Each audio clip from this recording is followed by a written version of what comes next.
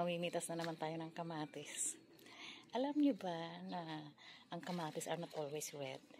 Pwede silang dilaw, may black, may pink, purple. At saka ang kamatis ay hindi lang siya gulay, kundi pwede rin siyang fruits kasi may mga seeds siya. Okay, tara.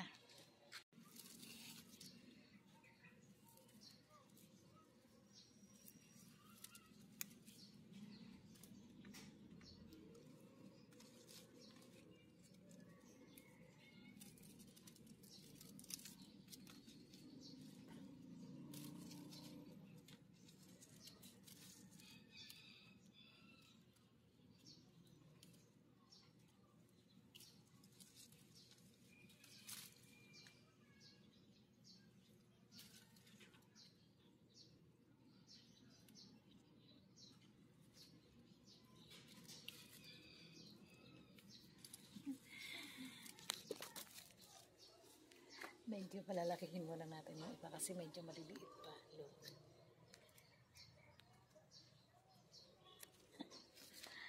Nakakatuwa na aani ka ng sarili mong tanim.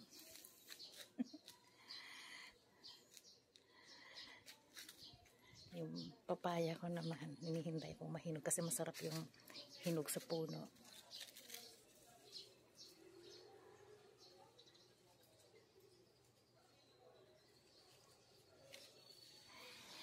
Itik sa bunga. 1, 2, 3, 4. 4 na puno lahat siya.